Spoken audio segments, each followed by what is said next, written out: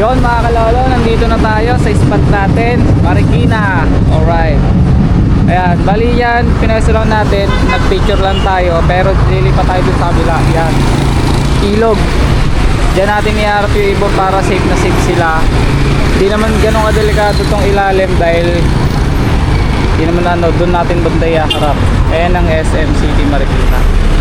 Alright, update lang tayo. Yung mga ibon natin, time check 9:48. Sana makauwi lahat. Sana maganda kondisyon para rekta na ulit natin to hanggang bukas. Ilan muna.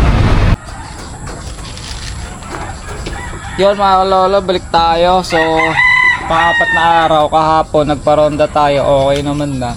So yung kondisyon naman nila titingnan natin kung namang okay na. Meron lang iilan na medyo parang masakit. Ito kagaya nito ni white flight, okay yung mata, pero wala, sama na natin yan. So papabawon lang tayo ng Victory. Ito yung Victory at ano nga to, Power Pills. Geliwang ba tawag dito, nalimutan ko. Ayan. So try natin. Marikina, rekta na tayo ng Marikina. Tipolong unang sakay sa truck, sana abutan natin. So yun lang, mamaya update tayo kapag nag-release na tayo. Yun, pwesto na natin dun banda. Let's go. Natin. Medyo ilayo natin dito sa ilalim ng ano ba yan, riles. Ito open na open.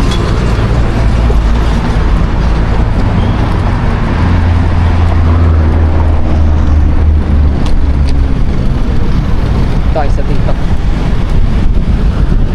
Yan. I-ibon doon natin inarap.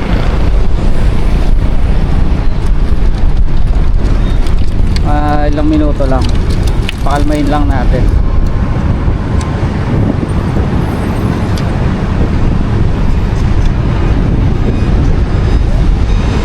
SM Marikina. I love Marikina.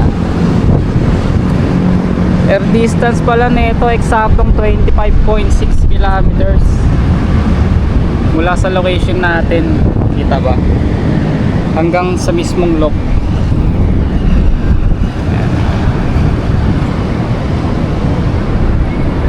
So yan, tara, bilisan natin.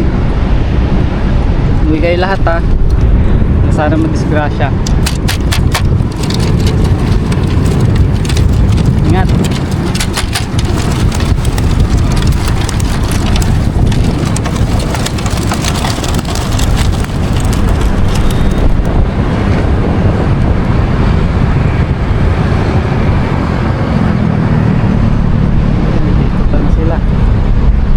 Sama na.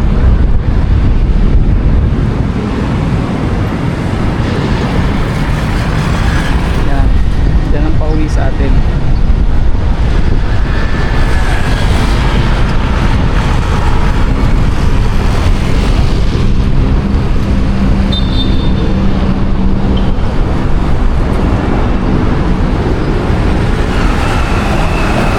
Ito pa. Lumayo agad.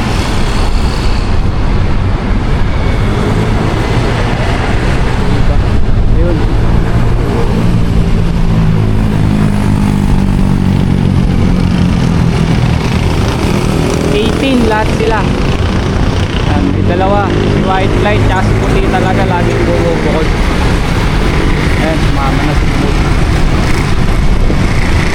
Umiiwalay talaga yung dalawa. Okay.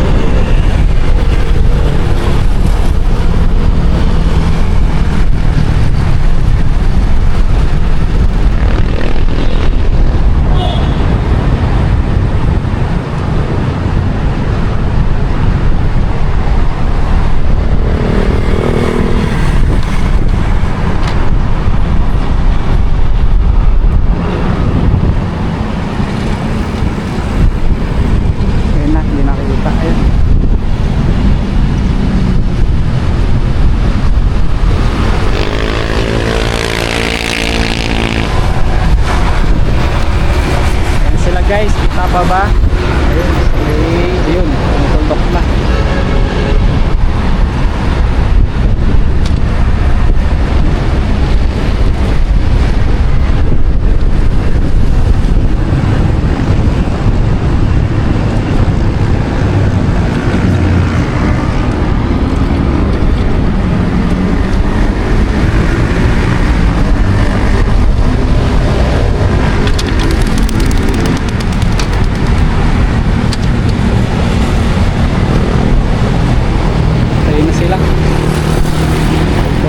Ibabaw. Oh, ayan. Taas.